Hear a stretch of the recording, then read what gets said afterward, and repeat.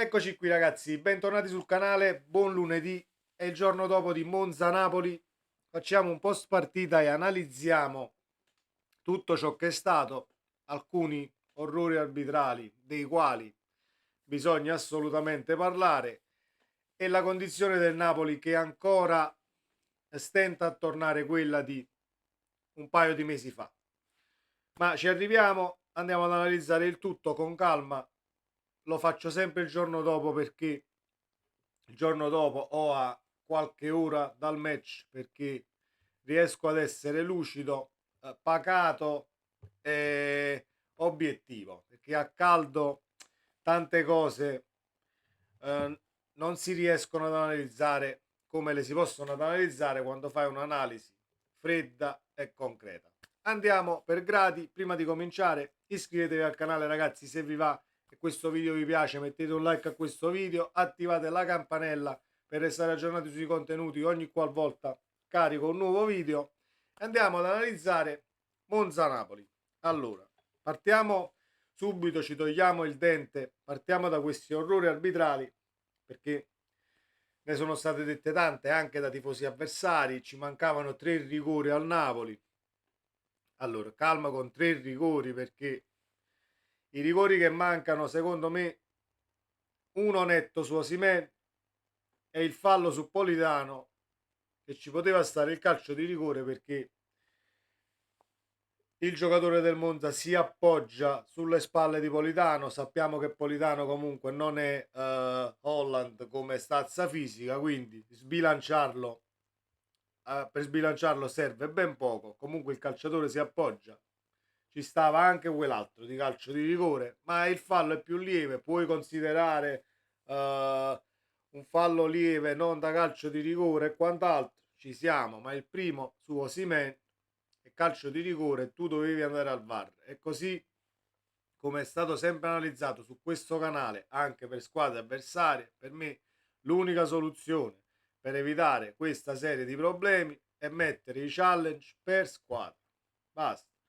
Se ieri ci fossero stati i challenge come ci sono nel tennis, come ci sono nella pallavolo, alto, Osimhen vada a Spalletti, sono stato colpito e calcio di rigore, perfetto, Spalletti chiama il challenge, si va a rivedere al VAR, calcio di rigore, challenge non sprecato e te lo tieni per tutta la partita. Non è calcio di rigore, hai sbagliato la chiamata del challenge, perfetto. Challenge finiti, non ne hai più fino a fine match.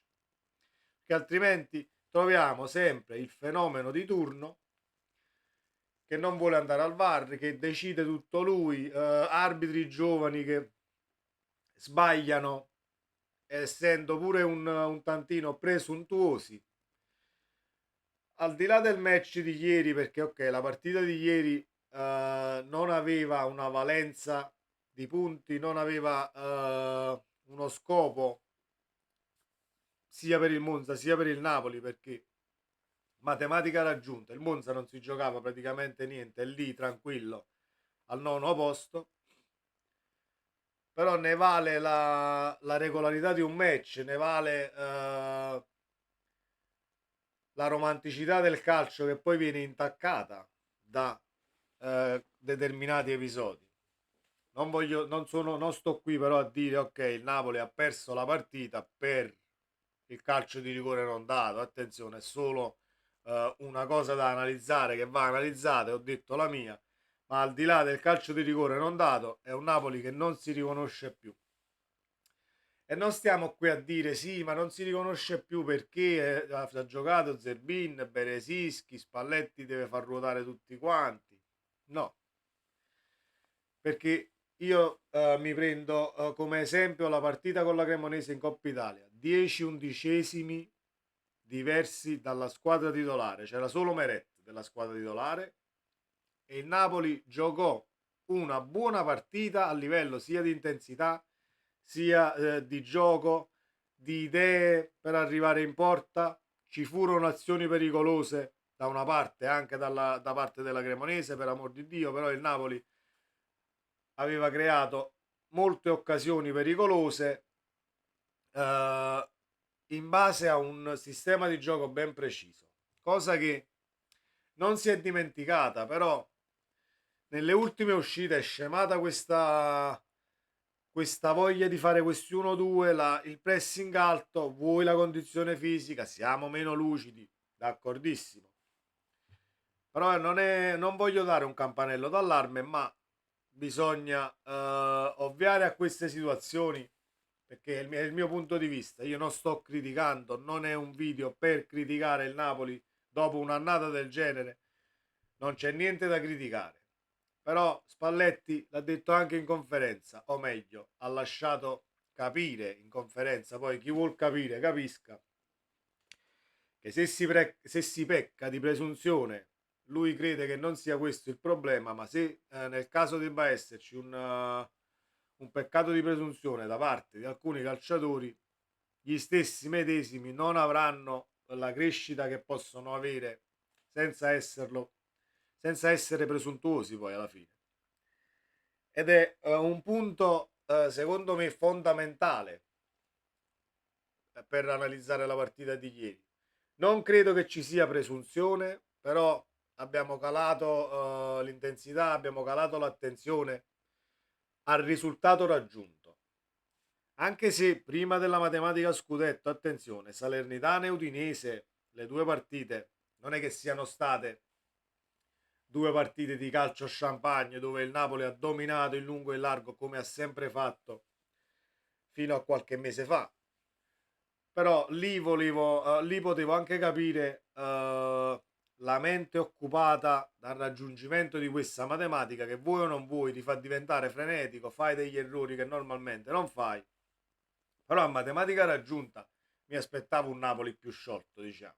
Cosa che non è avvenuta anche grazie al Monza, al quale vanno fatti gli applausi, attenzione, perché meriti del Monza anche se ieri abbiamo giocato discretamente male, dobbiamo dirlo, ma il Monza di Palladino non è una novità. È una realtà ben consolidata quest'anno in Serie A. Nono posto, 49 punti mi sembra che ha fatto il Monza, sì, 49, a pari punti con Fiorentina e Torino.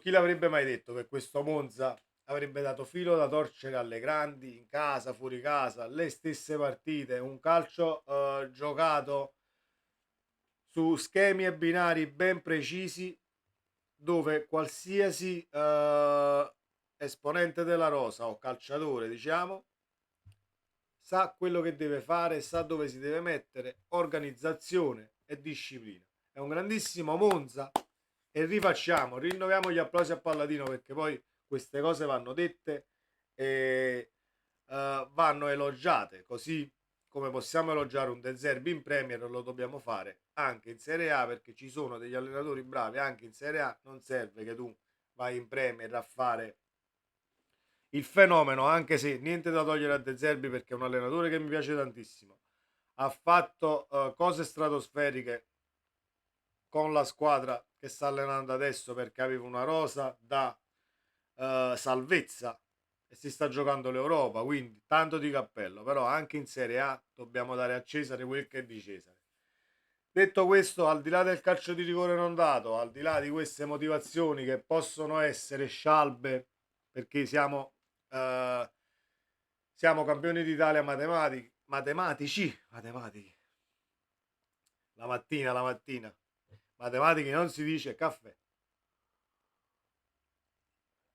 Al di là degli errori arbitrali e di un Napoli che stenta a ripartire con gli stessi automatismi, voglio solo dire l'ultima cosa perché per la crescita personale di un calciatore e di una società stessa di calcio c'è bisogno di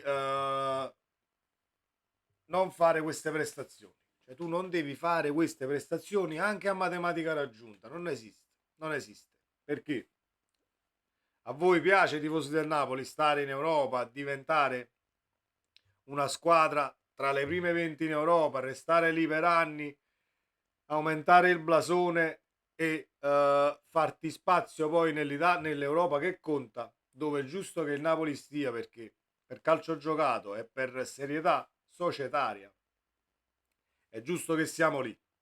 Però poi la crescita dei calciatori e della squadra poi indirettamente passa anche da partite del genere, perché tu da capolista devi andare su tutti i campi a cercare di portare a casa i 3 punti. Senza se e senza ma, poi ci riesci, va bene, non ci riesci, va bene lo stesso, ma la partita la devi giocare. Non esistono prestazioni di ieri sottotono dove non riusciamo a fare 2 passaggi uno dietro l'altro. Non si tira in porta da 20 metri, questo è un altro gruccio. Zielinski ha avuto 3 palle nitide per poter tirare dai 20 metri, i piedi ce li hai e sei forse a Napoli il più competente da quel punto di vista e con le abilità maggiori tra destro e sinistro. Devi tirare, rischi il tiro, non fa niente, siamo sotto, un tiro all'incrocio, ti riapre la partita, un tiro in porta che va a finire il portiere, non lo vede partire, fa qualche cappellata, non lo si sa mai. Pure se al limite lo stecchi il tiro, può diventare pericoloso, una deviazione, un tapin in area di rigore. L'abbiamo visto ieri sera in Juventus Cremonese. Se non arrivava quel tiro da fuori di Fagioli, la partita non sarebbe mai finita 2-0. Quindi bisogna tirare da fuori area soprattutto in partite del genere. E ripeto, chi è arrivato alla fine di questo video, io non sto facendo una critica, sto solamente analizzando ciò che ho visto, dicendo la mia su determinate situazioni che possono far crescere ulteriormente il Napoli società, il Napoli squadra e i calciatori anche singolarmente, al di là che tu rimanga a Napoli o meno.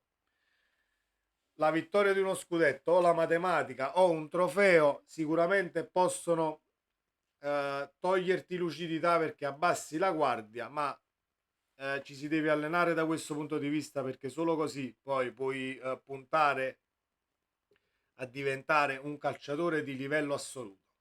Tutto qua. Così come lo possono essere un Messi e un Ronaldo, per esempio, ma faccio un esempio, faccio il top degli esempi, però ragazzi, quei calciatori stanno lì ed hanno vinto ciò che hanno vinto, primo perché sono stati in club dove le squadre erano fortissime e ci siamo, ma al di là di quello che hanno vinto ed hanno sempre vinto tutti gli anni, non hanno mai abbassato la guardia ed hanno sempre avuto fame. Chiudiamo così questo video, ragazzi. Sempre Forza Napoli.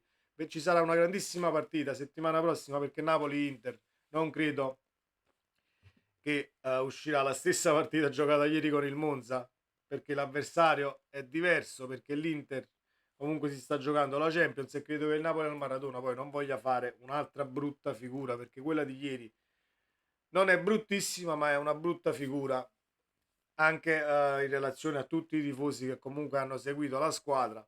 Qualcosina in più andava data. Questo è quanto, ragazzi, iscrivetevi al canale se vi va, sempre Forza Napoli, ci vediamo nel prossimo video. Ciao.